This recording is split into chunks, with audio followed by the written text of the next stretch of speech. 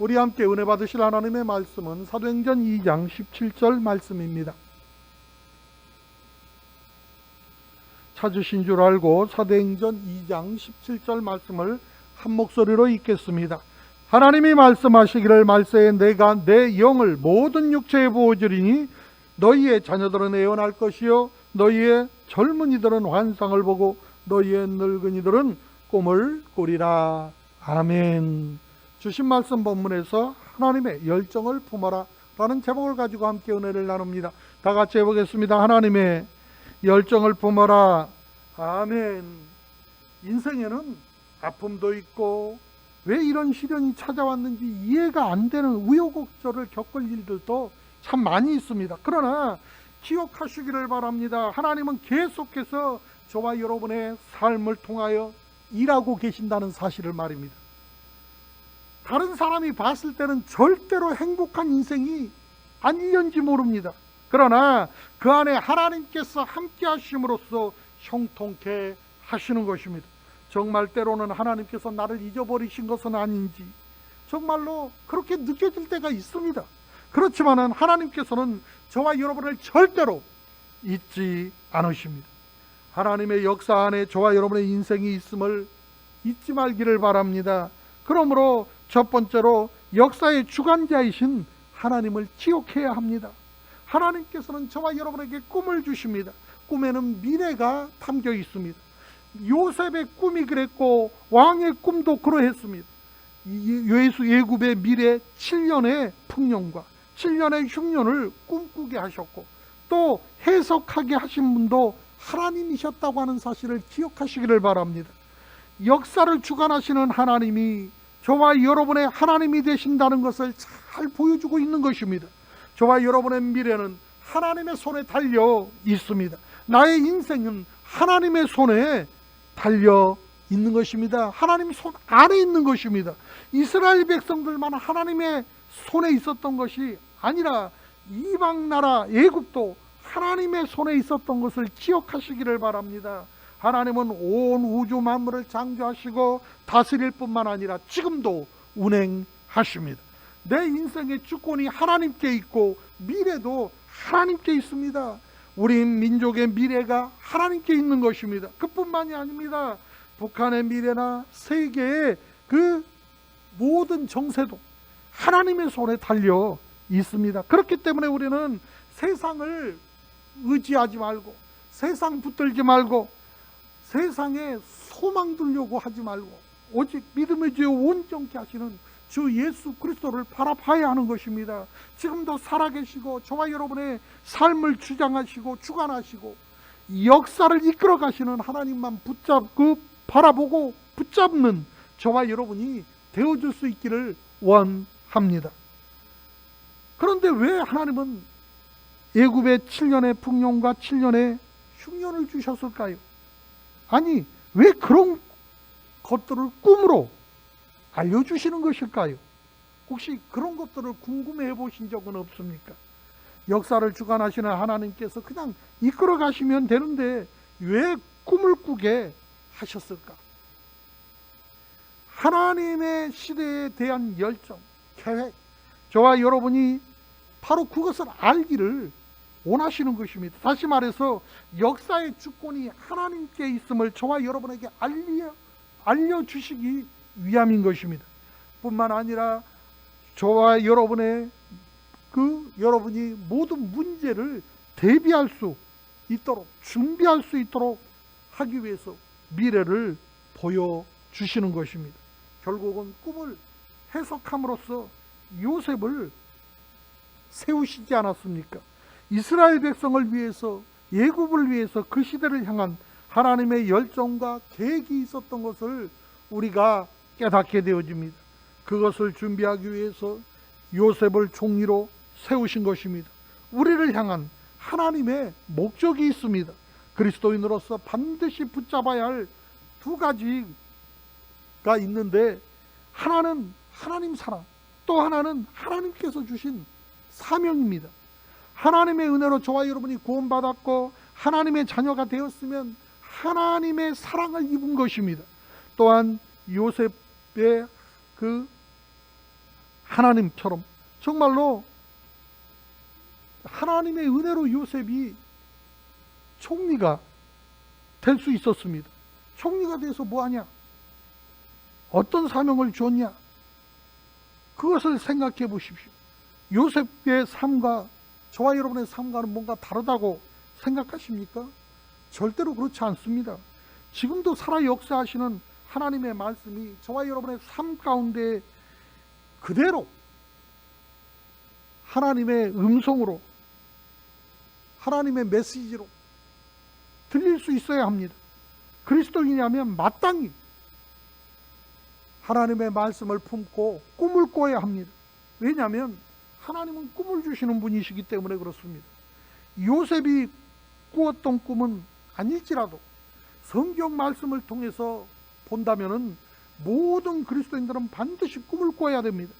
성령님이 이끄시면 꿈을 꾸게 되어 있다고 말씀하고 있지 않습니까? 그래서 오늘 본문에 하나님이 말씀하시기를 말세에 내가 내 영을 모든 육체에 부어주리니 너희 자녀들은 애언할 것이요 너희 젊은이는 환상을 보고 너희의 늙은이들은 꿈을 꾸리라.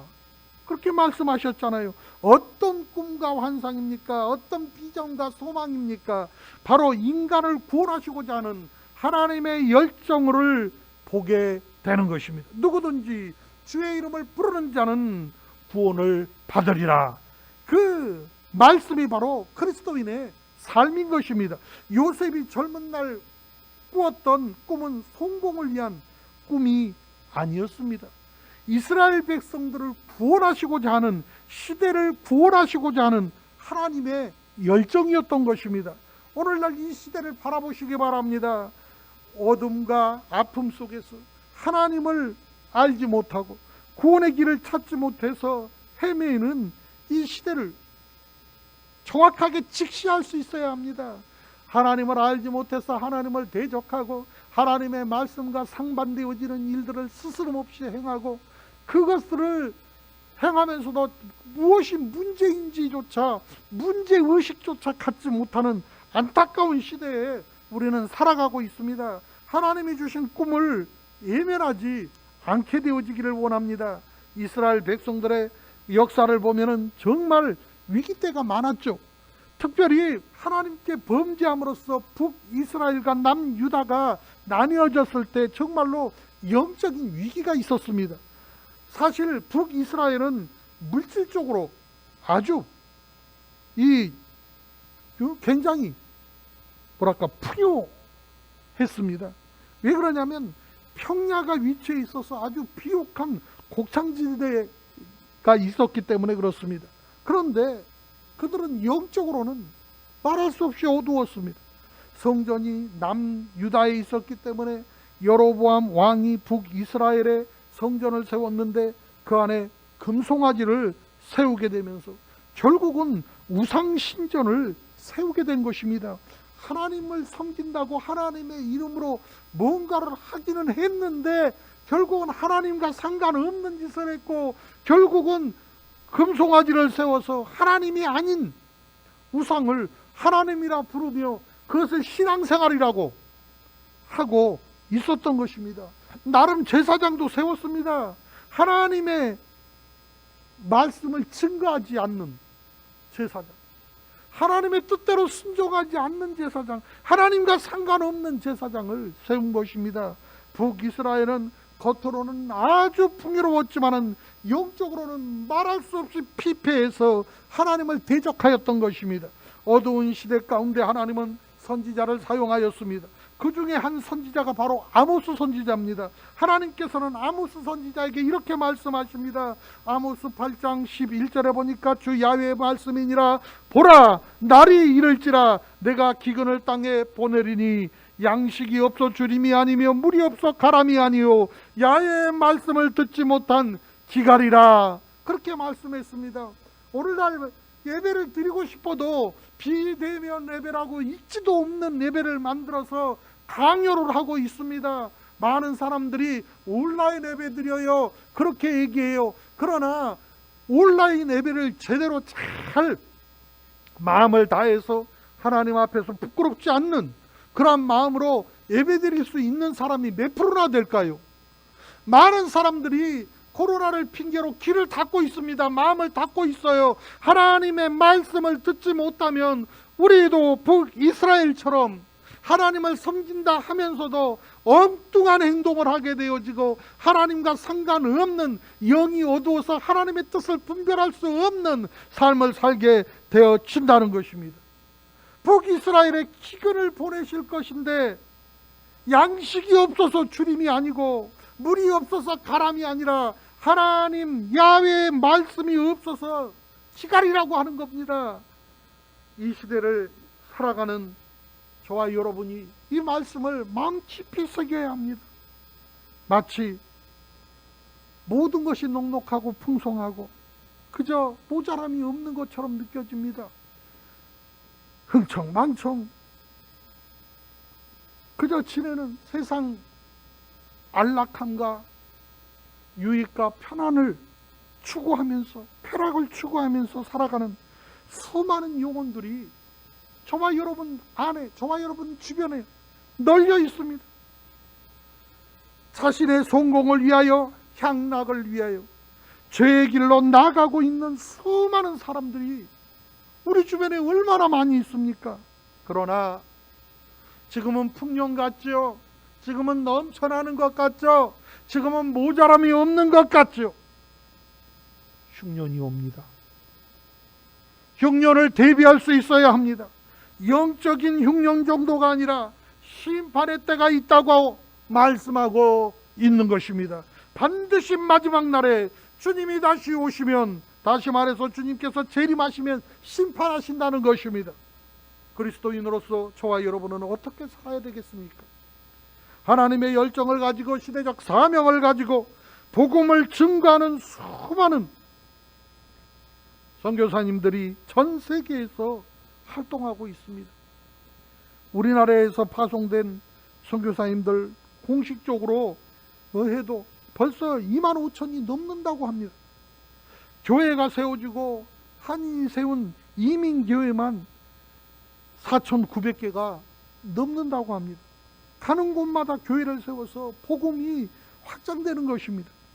그뿐만 아니라 우리나라 안에 들어있는 외국인들도 상당수를 이루고 있습니다. 외국인들을 위한 선교회가 있는 교회도 많고, 또 헌신하는 그리스도인들이 얼마나 많이 있습니까? 우리 순복음 노원교회도 외국인 선교회가 따로 있어서 이 땅에 와서, 우리 땅에 와서 여러 가지 그 근로로, 여러 가지 형태로 굴러가고 있는 많은 외국인들을 섬기면서 그들에게 하나님의 말씀을 나누어주고, 그들의 나라는 어떠하든, 고향은 어떠하든, 그들이 지금까지 어떻게 살았건 예수 그리스도로 인하여 새 삶을 살아갈 수 있도록 인도에 갈 뿐만 아니라, 순복음 노원교회에서 예수 믿고 신학을 하고 목사가 되어져서 자기 고향에서 사역을 하는 그런 놀라운 결과도 있었습니다. 주님이 다시 오시는 그날은 아무도 모릅니다. 1분 후가 될지, 1시간 후가 될지, 1년 후가 될지, 10년 후가 될지. 하지만 말세의 징조에 대해서 말씀해 주셨는데, 성경을 볼 때 마지막 때가 멀지 않았다고 하는 것을 우리가 짐작할 수가 있습니다. 늦기 전에 저와 여러분은 다시금 결단하고 헌신해야 합니다. 세상의 소망과 계획을 따라 살아가는 것이 아니고 역사를 주관하시는 하나님을 의지하고 따라가면서 순종하고 헌신할 수 있게 되어질 수 있기를 원합니다. 사실 요셉의 삶에 드러난 기적의 역사보다는 저와 여러분의 삶에 더 놀라운 기적이 일어났습니다. 바로 저와 여러분이 예수 믿고 구원받은 것입니다. 하나님의 자녀가 된 것입니다. 영원히 죽을 수밖에 없었던 죄인이었는데 예수 그리스도의 십자가 보혈로 죄사함을 받은 것입니다. 이스라엘이나 애굽뿐만 아니라 열방의 복음을 전하는 하나님의 사람이 되어진 것입니다. 총리로 세움받은 요셉에게 하나님이 꿈을 주시고 시대적 사명을 주셨다고 한다면 영원한 생명을 받은 저와 여러분들에게도 하나님께서 주신 꿈이 있다는 사실을 믿으시기를 바랍니다. 한 번 사는 인생, 하나님의 마음을 품고 복음을 증거할 수 있게 되어지기를 원합니다. 두 번째로 시대를 향한 하나님의 열정입니다.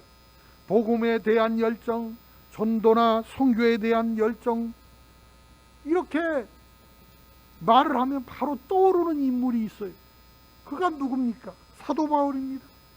사도행전 14장에 보니까 마음에 하나님의 불을 간직하고 복음의 열정을 가졌던 바울과 바나바가 소개되고 있습니다.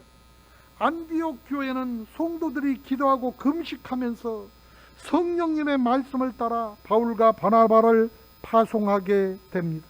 드디어 선교 여행을 떠나게 된 그들은 복음의 열정 때문에 예루살렘에서 안디옥에서 또 루스드라까지 걸어간 것입니다. 어마어마한 일정을 열정하도록 참고 견디면서 나아가고 또 나아가고 나간 것입니다. 바울과 바나바는 루스드라에서 만난 나면서부터 걷지 못한 사람을 하나님의 능력으로 일으켜 세웁니다. 이 일로 루스드라에 있는 사람들이 몰려오기 시작했고, 바울은 그들에게 하나님이 지나간 세대에는 모든 민족으로 자기들의 길을 가게 방임하였으나, 그렇게 설명합니다. 이것은 지나간 시대가, 지나간 세대가 있었다. 그런 얘기인데, 다시 말해서 새로운 세대가 열렸다고 하는 것을 의미하는 것입니다. 여기에서 여러분은 지나간 세대와 새로운 세대를 가르는 기준이 무엇인 줄 아십니까? 다른 것 없습니다. 예수 그리스도입니다. 2000년 전에 사도 바울이 바로 이 말씀을 하고 있어요. 물론 지나간 세대에도 예수님을 드러내지 않은 건 아니에요. 하늘에서 비를 주시고 겨실에 수확을 주시고 또 식탁을 마주하면서 누리는 기쁨들이 있었습니다. 이것을 일반 계시 또는 일반 은총 이렇게 얘기합니다. 로마서에 나와 있는 것처럼 양심의 법을 통해서 하나님께서 존재하신다고 하는 것을 알게 하셨다는 거죠. 그러나 이제는 과거에 지나간 그런 세대가 아니고 새로운 세대가 도래했다는 것입니다. 예수 그리스도로 말미암아 지나간 세대와 새로운 세대가 나누어지게 된 것입니다. 이 시대 보면 주전, 주후로 나뉘지 않습니까? 예수님을 기점으로 예수님이 오시기 전과 예수님이 오신 후로 나뉘는 것입니다. 주전과 주후로 역사가 나뉘고 구약과 신약으로 하나님의 말씀이 나누어져 있어요.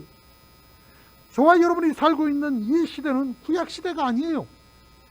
이 시대는 신약에 예수님께서 십자가에서 죽으시고 부활하시고 승천하신 다음에 또 다른 보혜사 성령을 보내주셔서 우리 가운데 교회를 시작하신 것입니다. 성령님께서 강림하신 이후에 새 시대를 살아가고 있는 사람들이 저와 여러분입니다. 이 시대를 향한 하나님의 열정, 모든 민족은 하나님께 돌아오는 것, 바로 그것을 위해서 바울과 바나바 이 두 사람은 루스드라로 들어간 것입니다. 하나님의 선교 전략이 정말 간단합니다. 바로 한 영혼을 통해서 시작한다는 거예요. 사람들은 생각해요. 아유, 저분은 나보다 신앙생활도 많이 하고 나는 이제 서울기숙사인데 저분은 안수 집사님이잖아. 안수 집사님도 안 하는데 내가 뭐를 해. 저분은 장로님이시잖아. 장로님도 안 하는데 내가 왜 해. 자꾸 다른 사람은 이런데 다른 사람은 저런데 그렇게 얘기해요. 그렇지 않습니다. 나 혼자 뭐를 해. 나 혼자 뭐를 해. 나 혼자 할 수 있는 게 뭐야. 그렇지 않아요. 하나님은 하나님의 마음을 가진 한 사람을 필요로 합니다. 누가 엎어졌든 뒤집어졌든 행하든 안 행하든 그건 나하고 상관없는 거예요. 내가 주님을 사랑하면 주의 사랑을 내 삶의 현장에서 드러내야 되고 표현할 수 있어야 한다는 거예요. 아주 간단해요. 하나님이 찾는 한 사람, 하나님의 마음에 합한 한 사람, 하나님의 말씀에 순종하는 한 사람이 되어지는 것이 중요한 것입니다. 바울과 바나바를 통해서 하나님은 루스드라의 복음의 첫 발을 딛게 하셨습니다. 그리고 지나간 세대가 아니고 이제는 새로운 세대의 문을 열기 위해서 바울과 바나바를 통해서 복음의 씨앗을 뿌리셨는데, 바로 루스드라에서 사람들에게 주목받지 못한 사람, 나면서부터 걷지 못했던 이 사람을 통해서 놀라운 기적을 베푸신 것입니다.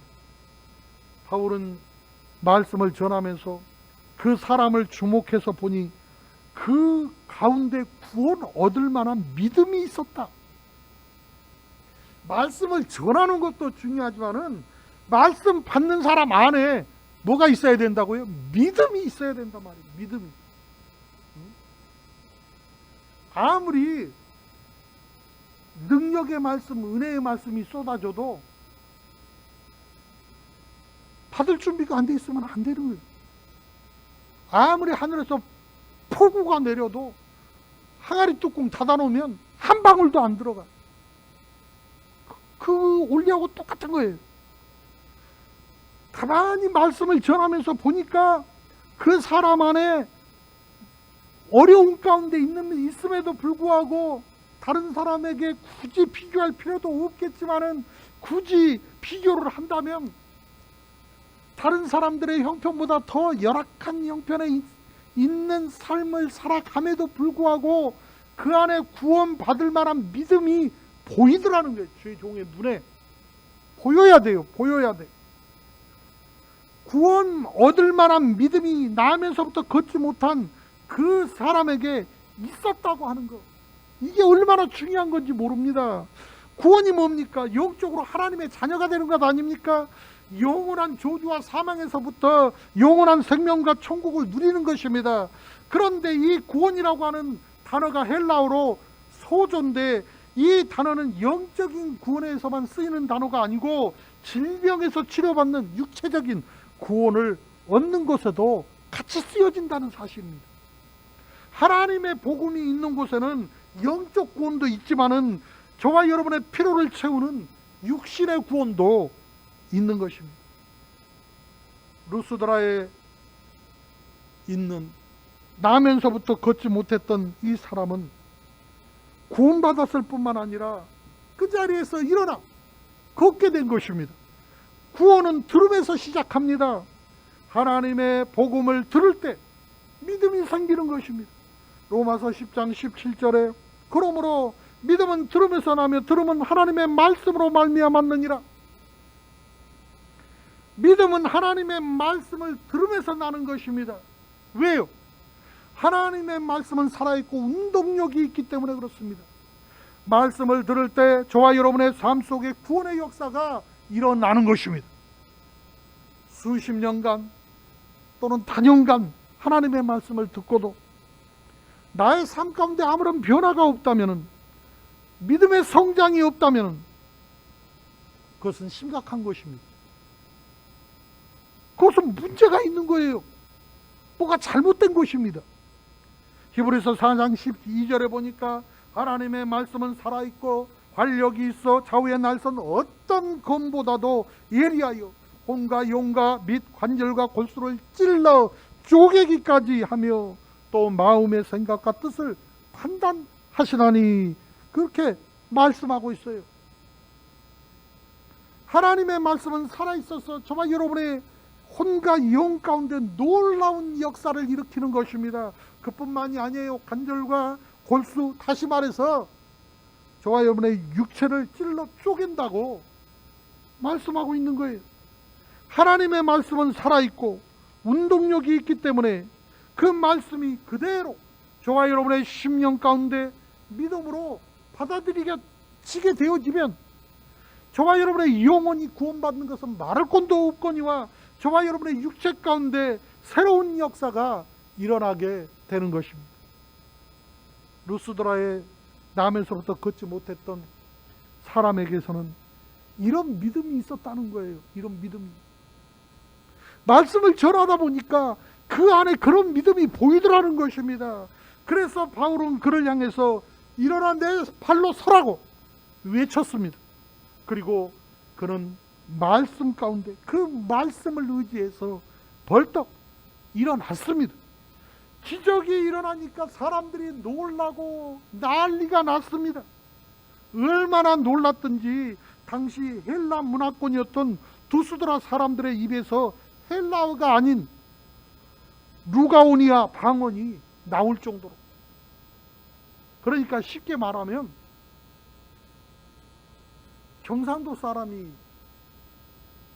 경상도가 고향이고 전라도가 고향이고 그런 사람도 서울말로 점잖게 평상시에는 얘기를 잘 하잖아요. 그런데 어떤 급한 일이 생기면 어떻게 변해요? 바로 경상도 말이 튀어나오고 전라도 말이 튀어나오고 막 그러잖아요. 똑같단 말입니다. 그리스도 신화를 따랐던 루스드라 사람들은 기적을 보고 바나바를 제우스다, 바울을 헤르메스다 그렇게 칭하면서 제사장들을 데리고 와가지고 그들에게 그들을 신으로 세우고 그들에게 제사를 지내려고 합니다. 이때 바울과 바나바는 자신이 또 다른 우상이 될 위기에 처하니까 큰 소리로 부르짖으며 옷을 찢었습니다. 복음이 있는 곳은 영혼이 구원받고 육체가 구원받아요. 또 그 시대의 문화와 사상도 구원받는 것입니다. 루스드라를 보십시오. 복음 앞에서 그리스 철학과 신화가 한순간에 깨져 나가버립니다. 그리고 바로 이 철학과 신화가 자리 잡던 그곳에 하나님의 말씀이 자리 잡았습니다. 복음의 스토리가 생긴 것입니다. 바로 하나님의 놀라운 역사가 더 크게 증거되기 시작했어요.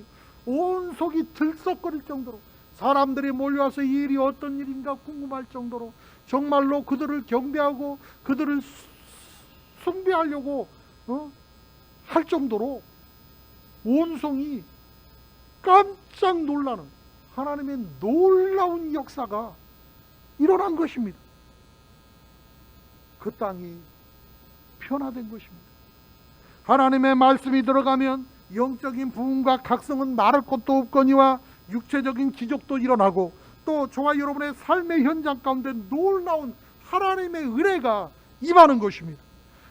루스드라 사람들이 바울과 바나바에게 제사를 지내려고 하니까 바울과 바나바가 이르되 여러분이 어찌하여 이러한 일을 하느냐, 우리도 여러분과 같은 성경을 가진 사람이라 여러분에게 복음을 전하는 것은 이런 헛된 일을 버리고 천지와 바다와 그 가운데 만물을 지으시고 살아계신 하나님께로 돌아오게 함이라 그렇게 외치기 시작했습니다.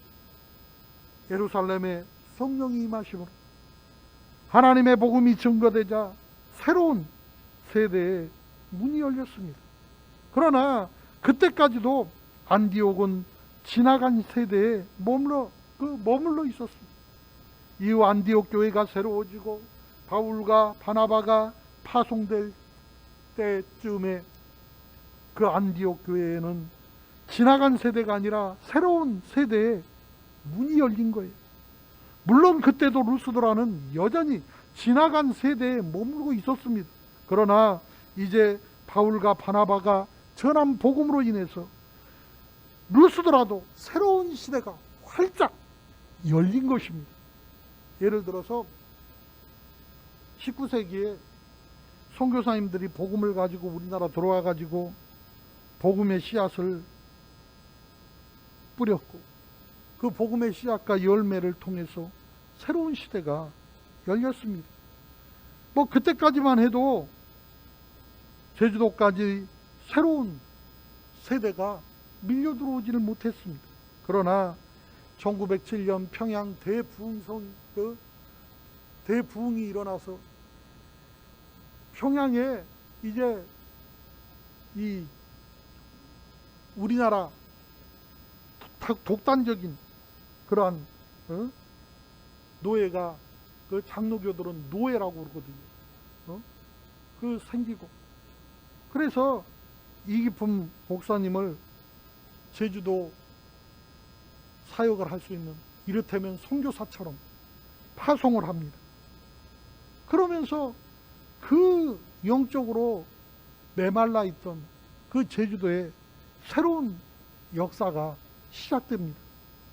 저와 여러분이 살아가고 있는 이 시대, 지금도 여전히 지나간 세대를 살아가고 있는, 정말 그러한 민족, 그런 나라들이 얼마나 많습니까? 루스드라가 지나간 세대를 살고 있을 때 하나님께서 바울과 바나바를 불러서 그들 가운데 새로운 세대를 시작하게 하신 것처럼, 아직도 지나간 세대에 살고 있는 나라와 민족 가운데 저와 여러분이 이젠 바울이 되어야 되고 바나바가 되어져서 나가야 합니다. 꼭 이렇게 얘기하니까 멀리 가야 되는구나, 최소한 제주도 정도는 가야 되겠구나, 필리핀이나 미국이나 저 아프리카나 어딜 가야 되는구나, 그렇게 생각할 수 있어요. 그렇지 않습니다. 어디든 아직도 옛사람에 머물러 있는, 옛습관에 머물러 있는 그러한 사람들에게 예수 그리스도의 복음을 심어줘야 돼요. 그 가운데 변화의 역사, 구원의 역사가 일어나야 돼요. 이것이 하나님의 시대적 열정입니다. 저와 여러분에게 주신 사명입니다. 우리 원암 순복음교회가 하나님의 시대적 열정에 합당한 그릇으로 온전히 붙들려 쓰임받기를 원합니다.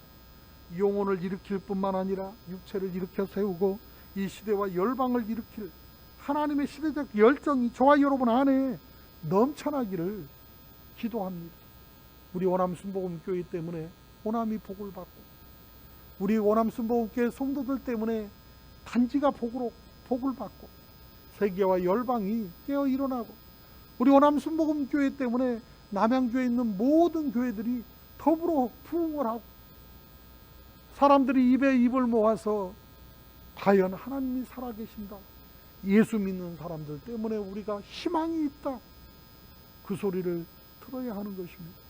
오늘 또 하나님은 하나님의 마음에 합한 자 한 사람을 찾고 있습니다.